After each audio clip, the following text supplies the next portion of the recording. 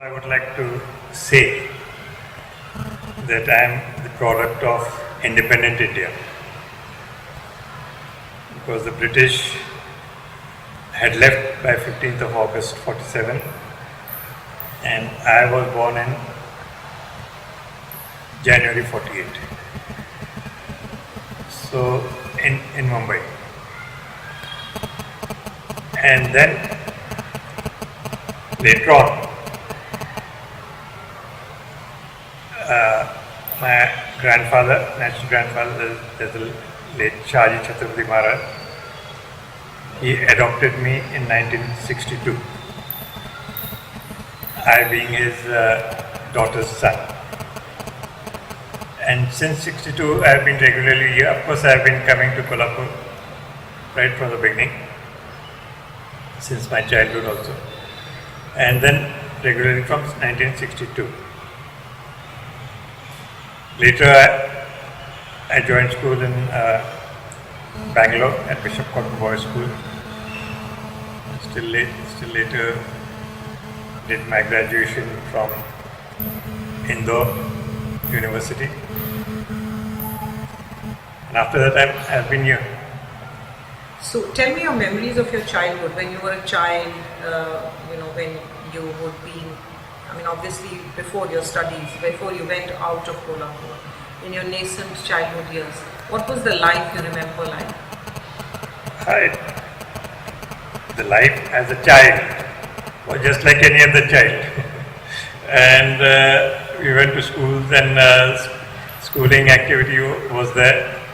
And it included games, sports, academics, everything, entertainment, everything. And a little serious education really takes place much later, I think, in your college. Yep, but you cannot say that you had a childhood like I would have. A Maharaja's child is always a Maharaja's child.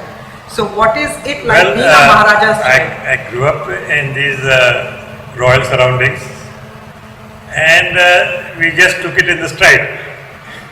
We didn't really feel that we are any different, even though now we know since the background was slightly different.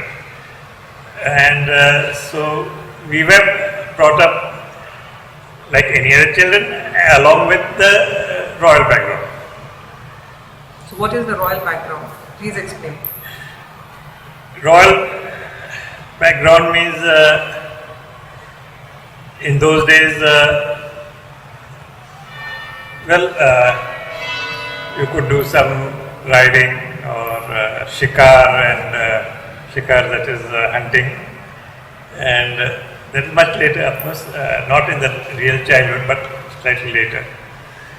And such other sports we could indulge in, which normally others would. So that is from the sporting point of view. But from meeting people, we met so many of them, even in our childhood and growing up. And of course later we keep meeting people. And you just get involved.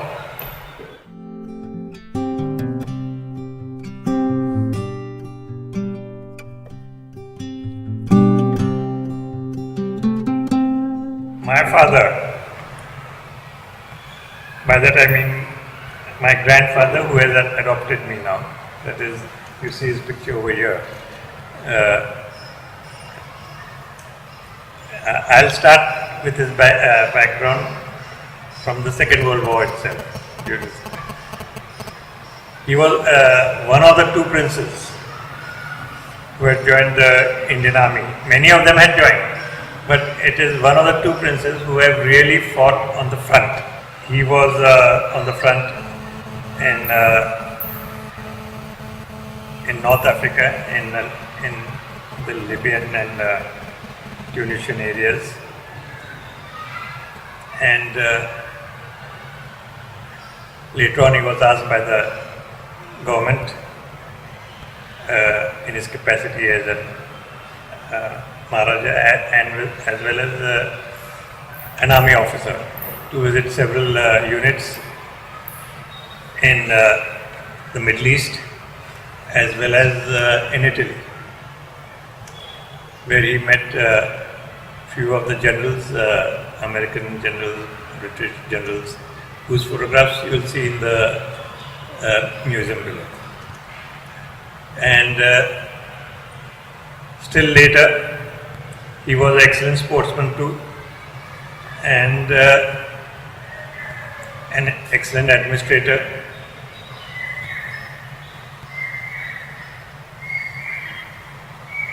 And he laid the foundation for the way we should live henceforth also in the present world. Which is? Present world means like now that the princes are really in fact like any other people. They don't have any special privileges or anything. And of course people respect them. People respect us. That is different. But officially everyone is on par. So did he set the ground then that that this is the way you should live? That you should have an ordinary life even when that time? Yeah, he himself was a very simple person. He was fond of shikar too. Some of his trophies you will see over here.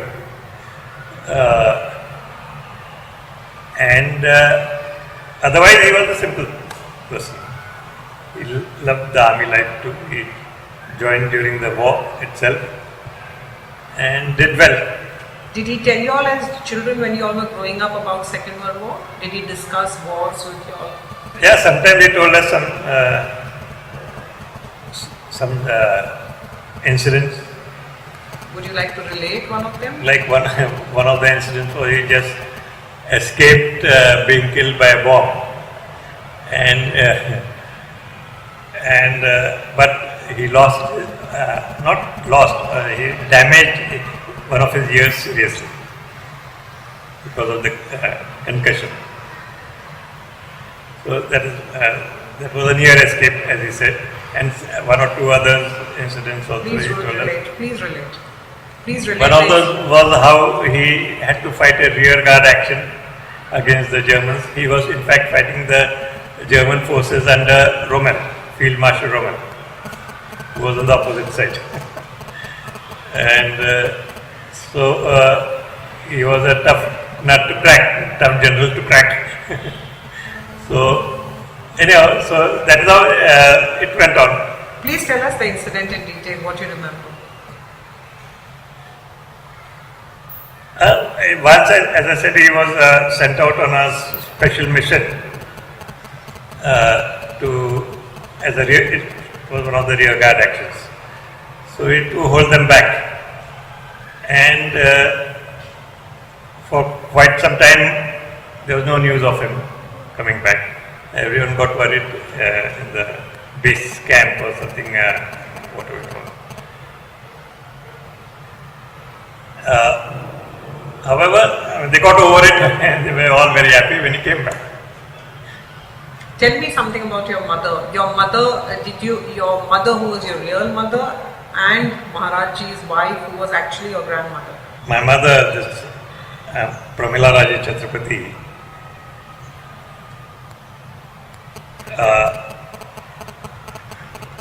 she was very much a Maharani and carried herself very well throughout. and along with the husband late Chhatrapati Maharaj, she took a world tour of 4 continuous months in 1961, and that in those days it was not so easy to get out of India, but still, since they had diplomatic passports in those days, it was easy for them to go about anywhere. And she also carried out work in the home, that is the palace over here, very well. Fond of cooking and everything, and generally like any other Indian housewife. She had lived a long time too. She died recently in 1908 at the age of 97.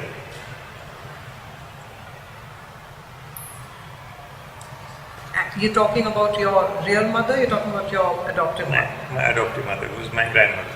And what about, did you have interactions with your real mother? What was her name, and did you have...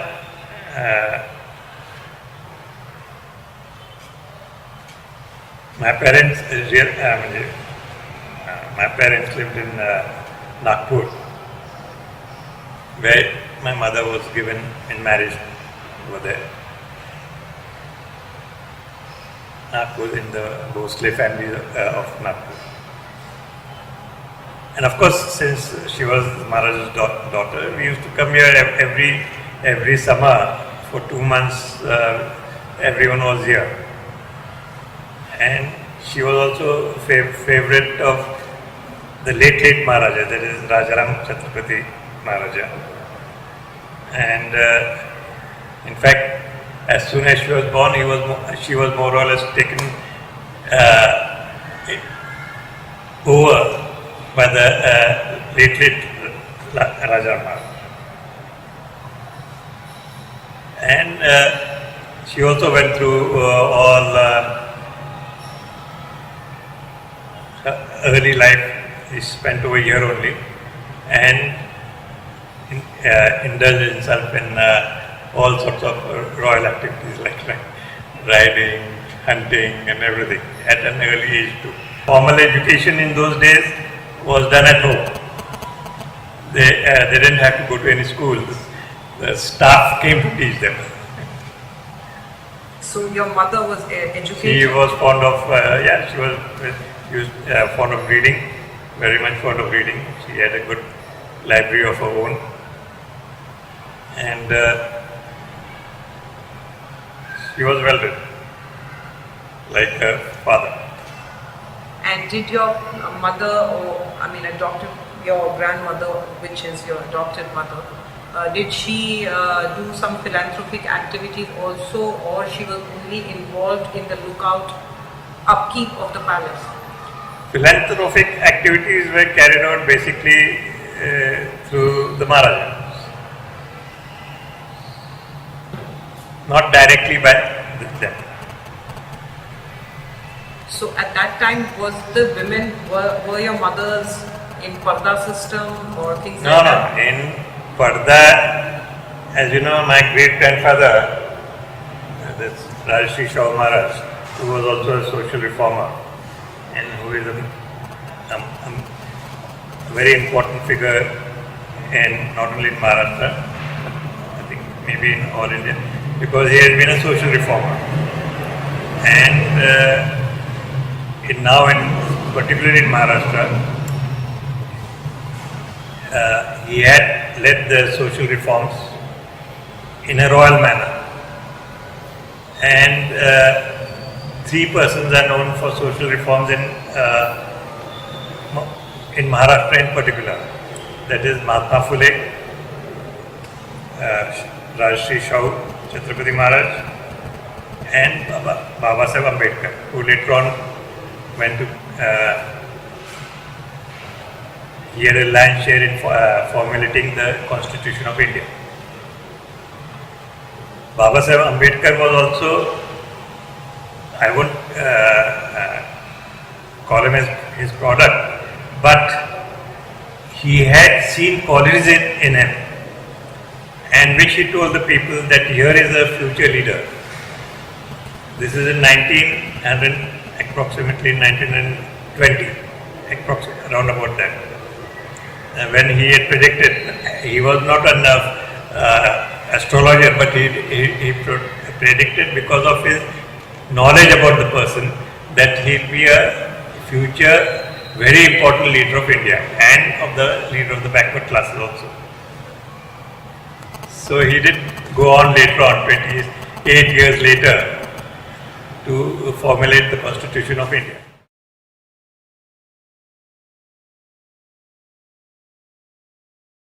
Talking about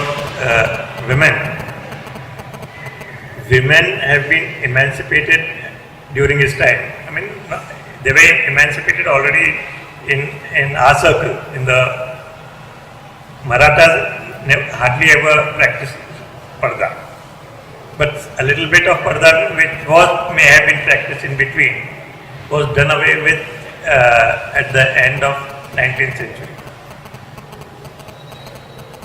And the system of parda is just not there, like you may see in northern India.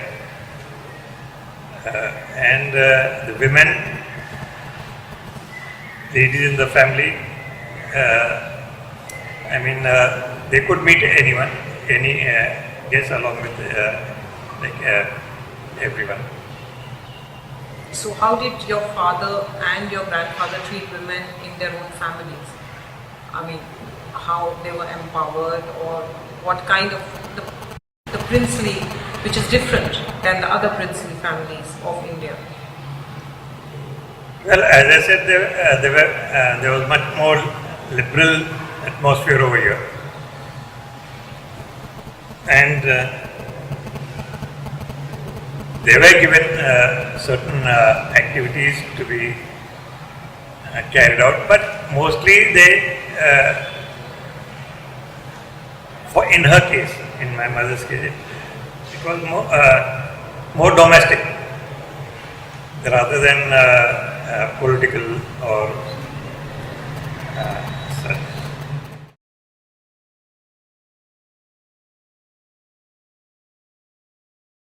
It was Chhatrapati Shivaji Maharaj who started the Swarajyam over here in Maharashtra first of all. Swarajya means independent from Mughal rule, which was prevalent at that time.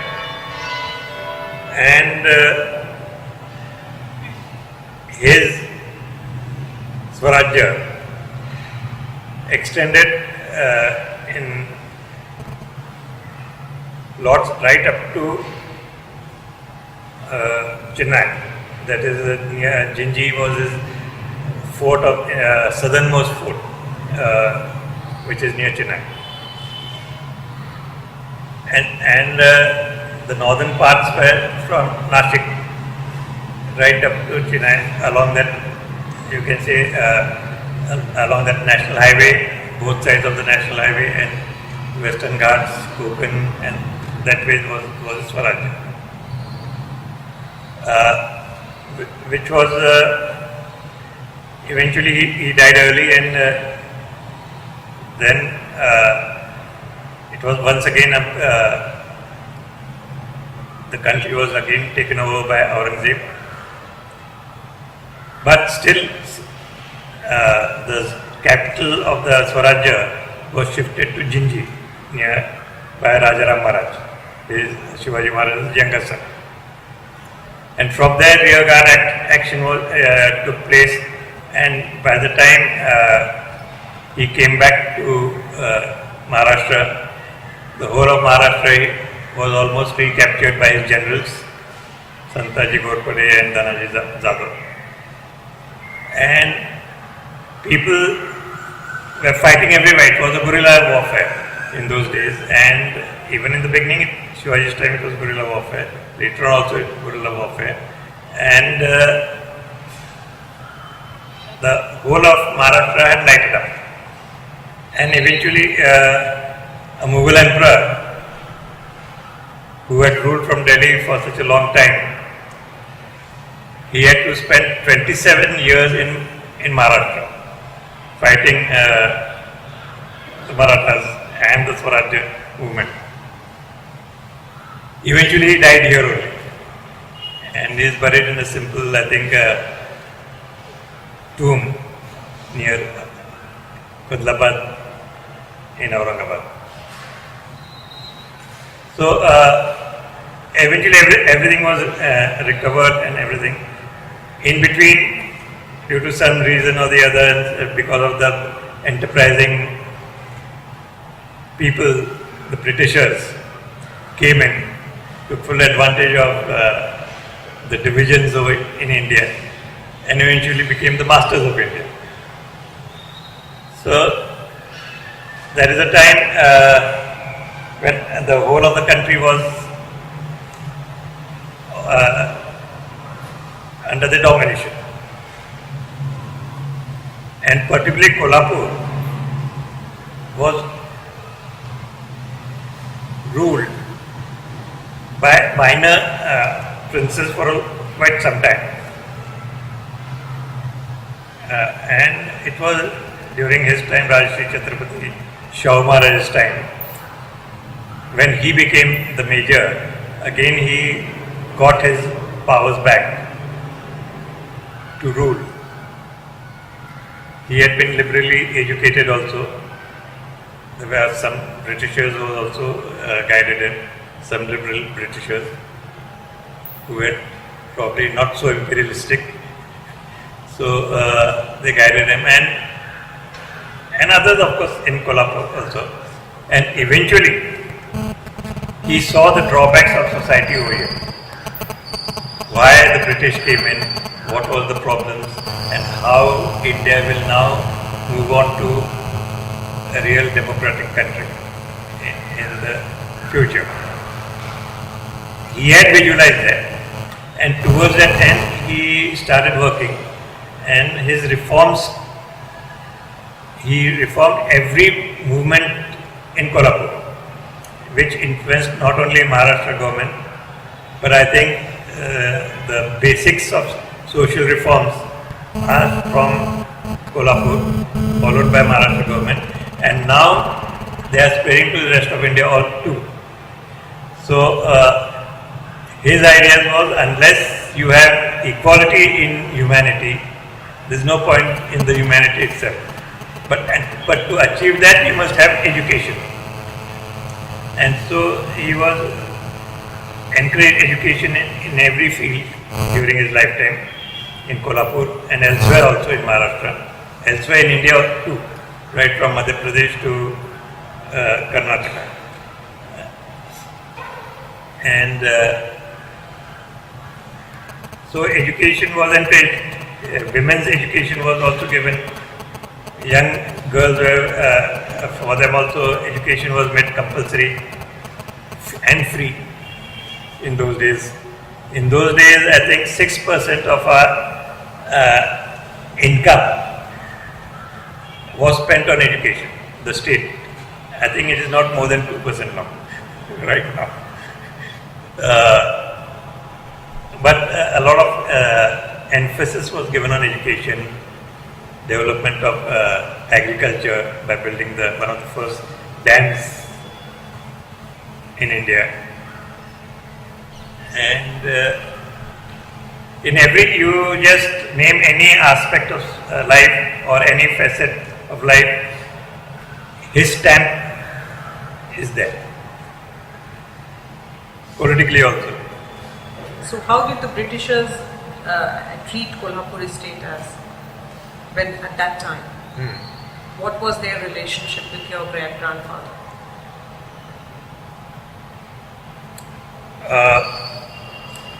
By then, there was no conflict as such. There was no military conflict as such because they had become paramount already. The British had become paramount already. So the question of a military conflict at that time, say at the end of the 19th century, did not arise. Then the real conflict was progress. Progress in in a manner in which you want to progress, and progress in the manner which the British wanted everyone to progress. They wanted to, of course, hold on forever, and we had to prepare for the future to become an independent country. So you had to get along with them. Not that you may have liked it very much, but you had to get along. But I wouldn't say everything was bad with the Britishers. Some of the things are very good, like they had a system of judiciary, legislatures, execution, which they had separated in their time too. And some of them encouraged liberal education also. Not the government. The government also did a lot of things, and so there were things were moving parallel, but with different aims and objectives. So how were they treating, I mean, how was your father in the British times, keeping it, because he went to fight World War II, keeping it at that time? How did your father, because Kolhapur estate did not have much interference of British as such prior to other estates? Very much. There are a lot of interference. Okay. Before 1894, or you can say till 84, to be more precise, till Maharaja came into the picture. He was born in 74. The British interfered a lot in Kolhapur also. And in those days, in the beginning, they were not interested in the welfare of the state or in the people. They were really interested in keeping their empire going as long as they could. That was their aim. And naturally, when Shahu Maharaj, as he grew up, he saw how it should be not only in Kolhapur but for India in the future. And so through him a generation of educated Indians came up through his system of boardings. Like there are several boardings were established in the beginning of the 20th century, and through them a lot of leaders have emerged today, right from Yashwantrao Chavan and so many others, who became the backbone of administration in India in the last century. So was Kolhapur estate run by, when your father was running it, was it very autonomous on its functioning? Actually, I'll tell you a little bit.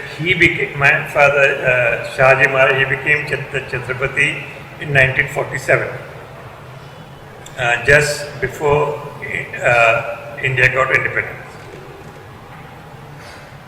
And he himself had a small time, small means a little less time to really do work over here. But still, formerly he was Maharaja of Devas also, when he joined the army. So he joined the army in 1940, I think, and till 46 he was in the army as a regular officer in the Indian Army. Of course,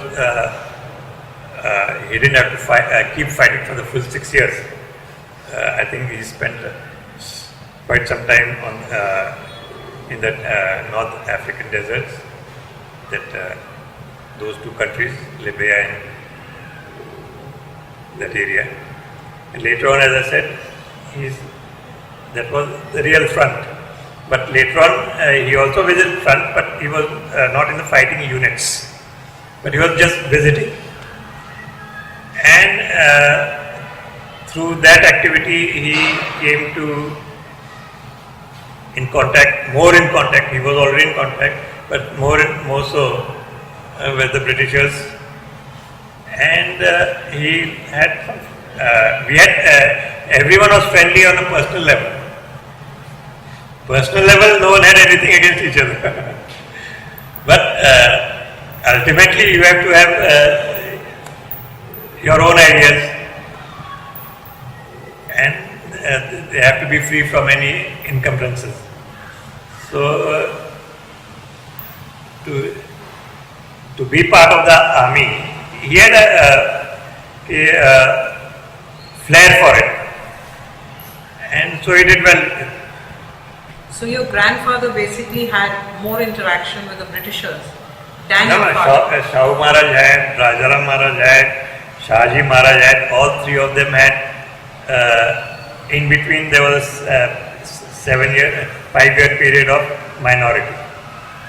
Again, between 42 and 47. What do you mean by minority? Rajaram Maharaj had died in 1940. And there was a Chhatrapati, a youngster, who was put over here. But unfortunately, he also died in 46 or so.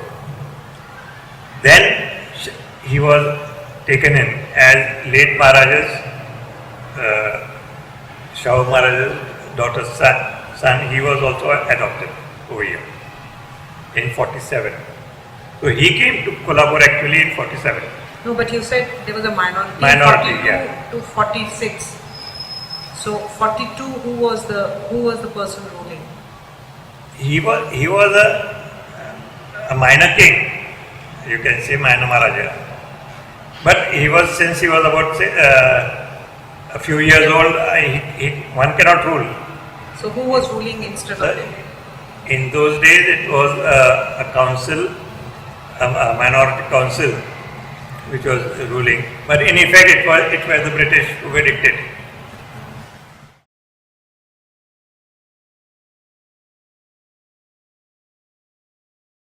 In between 40 and 46, between 42 and 46, there was a minor Chhatrapati over here, and during that time, Kolhapur was governed by an executive council headed by my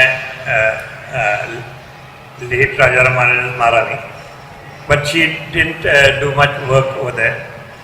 It was actually the British, through the British resident over here. The state must have been, the policies must have been laid out by him. And so, therefore it is not certain how the Polish came to Kolhapur, how Kolhapur was selected and who selected it. That I cannot say. Possibly someone, the Viceroy may have, of course he knew Kolhapur because two Viceroys have visited Kolhapur in the 30s, in the 20s, and one in the 20s, one in the 30s. So interaction with the British was there. In fact, Kolhapur state, while had also contributed towards the effort in different ways also in the war effort, in the First World War as well as in the Second World War. But now we are talking of the Second World War. So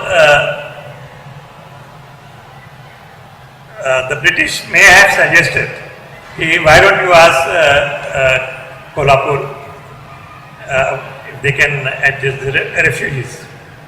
Because Kolhapur, as they knew, was always a place where everyone was welcome, and it has a tradition to welcome everyone. Kolhapur has a tradition to welcome everyone. So that compared to many other cities like Kolhapur, it's a cosmopolitan town. In those days, the Shahu Maharaj also had invited traders from Gujarat to do trade, to take over the trade of jaggery, and they were settled here, and they're still here. They have been living here for more than 100 years now. The future generations have become part of Kolhapur. And just to put one step ahead, the camp area where the Polish people, Polish refugees were kept, has now become a center for Sindhi refugees who came in later, and they have been settled in the same place. So everyone was welcome to Kolhapur. That is the tradition. And so once upon a time, even Aurangzeb's son Akbar, who had rebelled against his father, he was the guest of the Chhatrapati family in the maybe in the 1680s, in that decade and two. So that particular son of Emperor Aurangzeb, later on he went to Iran from Kolhapur, this area, and he eventually died over there. This is side passage. So what I'm trying to say is Kolhapur has always been a place where people could come in. Hospitality was there throughout.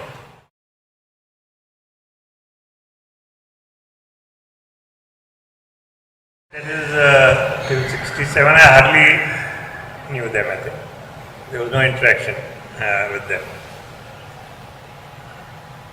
And after that also, since the refugees had left,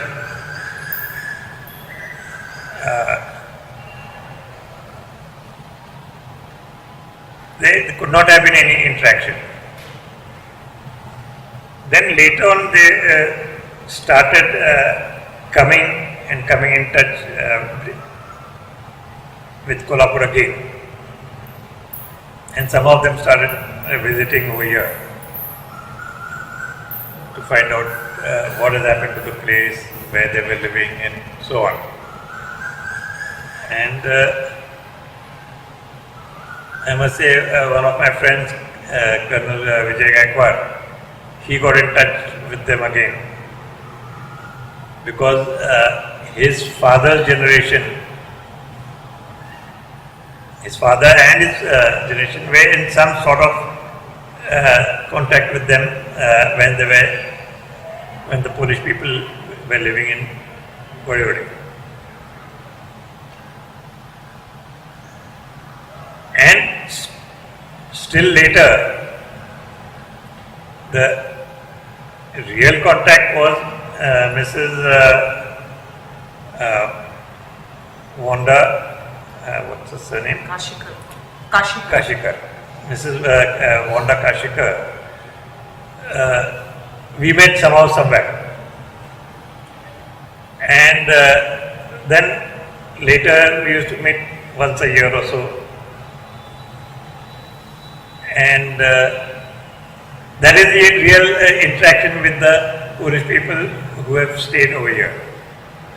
And then, of course, some of them were coming, as I said, were coming from time to time visiting the place. And some of them they dined here and we were together for some evenings over here also. They have given me one disc of Polish music also in those days, that 33 RPM record of Polish classical music. And some of them had come for my son's wedding much later, that is late 90s. And we have been meeting on and off over here a little bit. But really we didn't, unlike Colonel Gaikwad, who came in very close contact with them, my contact has been on the periphery. But what have been the interactions? They must have when they met you. No, they were very happy. A lot of photographic sessions took place, and right here when about 30 of them had come once, and that photograph must be there somewhere, I think.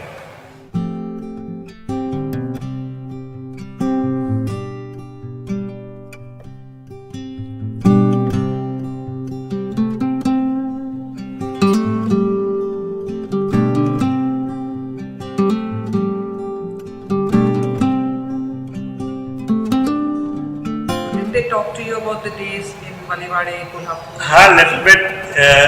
Little bit. What did they share? Do you remember anything which they shared? They used to say people here used to come and visit there, some people here, and then socially some of them got active, some married, eventually some married over there, some persons over there, and one of them like Wanda, she married here and lived here, and that's it. What was your interaction with Wanda? Do you remember? Did she have any? Well, she was, I think, she must have, when she died, she must have been very much above 95. She's 90, died 90. 90. Okay. Well, she used to come just once a year, and we used to meet once a year. Did she share? She used to bring some sweets, and we shared the sweets. And did anybody? Her grandson, her grandson's wife, her grandson's wife is today also teaching in one of our schools over here. Her daughter's son's wife. And did Wanda share her childhood, what she spent sometime when she came to meet you once a year? No, nothing much. Nothing much. Did she share about her marriage to Vasant Kashikar, that was her husband? No, we met together, I think many years back we met together once. And anybody, so if I ask you about your views on Kolhapur estate or Valivade coming under Kolhapur estate, giving shelter practically to 5,000 Polish refugees and building generations, what would your thoughts be, or what would your, how would your father, your forefathers look at that? Well, they always looked at it from this point of view that apart from everything else, humanitarianism should be given prime importance to. And this was a humanitarian act, knowing how they suffered at the hands of Hitler and Stalin. So that must have been the main consideration to give them.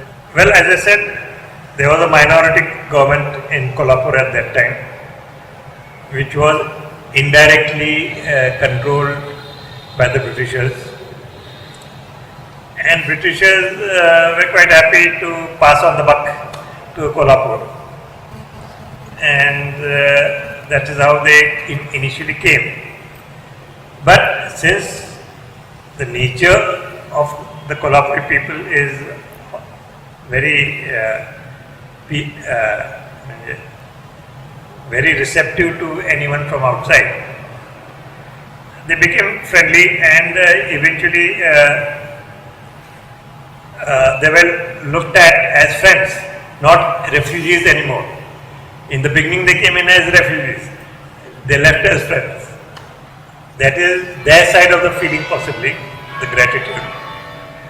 And they must have felt that way, because no one is going to give 5,000 refugees and look at them as friends.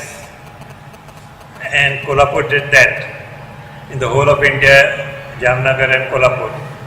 So naturally, they've had that affinity with the people of Kolhapur since then. So, as I said, the word gratitude will come from them, not from us. They will be feeling that way, and that gratitude they have been expressing by keeping in touch with us. Right. Racial problems, I don't think they arose over here. Of course, both were, as you call them, white. We can call them Europeans. Both of them, the British as well as Polish. And of course, they were foreigners. Both are foreigners. British came in here as traders and became our rulers. And the Polish came here as refugees and became our friends. That is the difference. Polish people started coming over here, and also my friend Colonel Vijay. Of course, the older generation must have known about it, but I personally did not know of it for quite some time because there was nothing to read on. There was no information about it at all, about the camp in Jamnagar.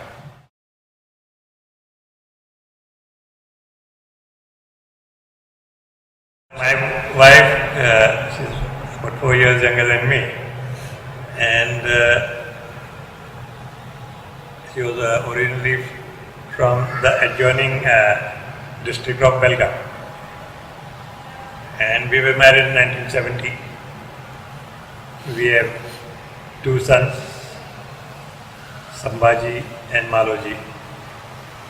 The wives, Sanyogita and Madhurima, and 3 grandchildren, one for the eldest, Sambhaji, who is doing his 11th standard at Symbiosis Pune now.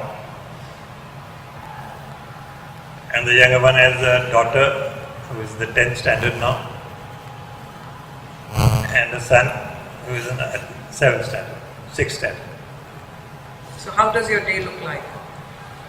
A lot of time is taken over with administration of some educational institutions, giving them guidance and everything. Because I know you do a lot of philanthropy, so I'd like you to talk about that. Philanthropy these days is really through educational activities. Not just philanthropy like just gifting this and gifting that, those days are over. But you have to do it more in a more practical way. You have to see that more people are educated, more children are educated in the best possible way and with the minimum of cost, at a minimum cost. Not at the best education at the highest cost. Education, as you know, has been an important factor in everyone's life, every Maharaja's life in Kolhapur. Right from the end of the 19th century. And since then, a lot of educational activities have taken place in Kolhapur. Boardings have been established, schools have been established, free education of girls and is there. That is due to the state period. One of the oldest colleges in Kolhapur was also started in 1884. It's called the Rajaram College. In fact, it is 1 year older than the Ferguson College at Pune.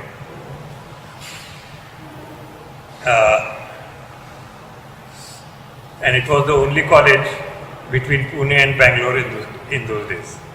So the college. So most of your day goes in giving inputs to educational institutions. Yeah, most of it. And of course, agriculture is the base of any Maharaja in his time. What are you fond of personally? What are your, let's call it intellectual property? I won't call it hobbies. we'll call them hobbies also. Reading, as you say, you can call it very fond of reading. A little less these days than the former days. We have a nice library of our own, personal library, consisting about 6,000 books, and which we have right now placed in one of our schools. But I keep using it from over there.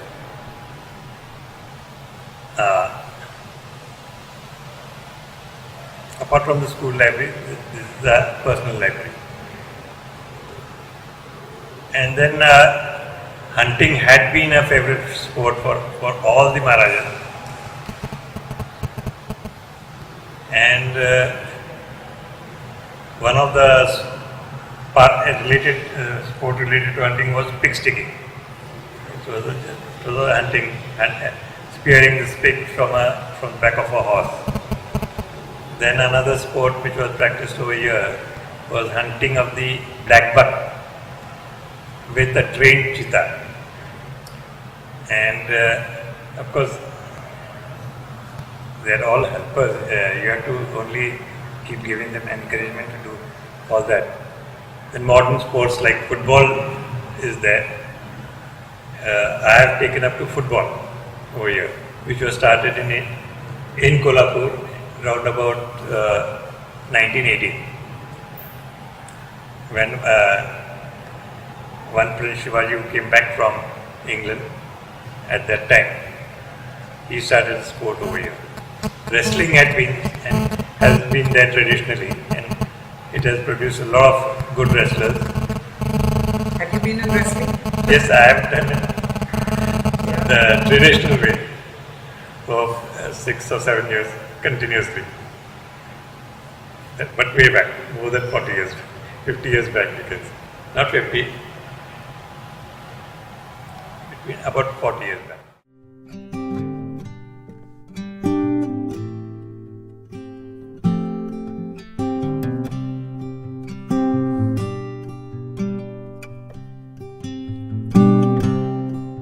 So today, what's your philosophy in life?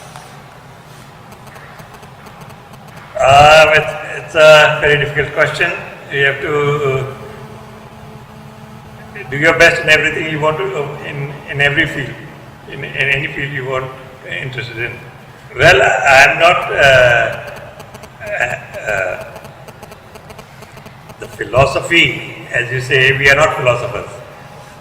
First of all, we are more down to earth. Philosophers will be thinking high and giving us a direction. That's okay. But we make use of the philosophy, and we have our own philosophy, which is you must be down to earth. You must do what is best for the people. You must do what is best for the society. You must eradicate what is bad in the society.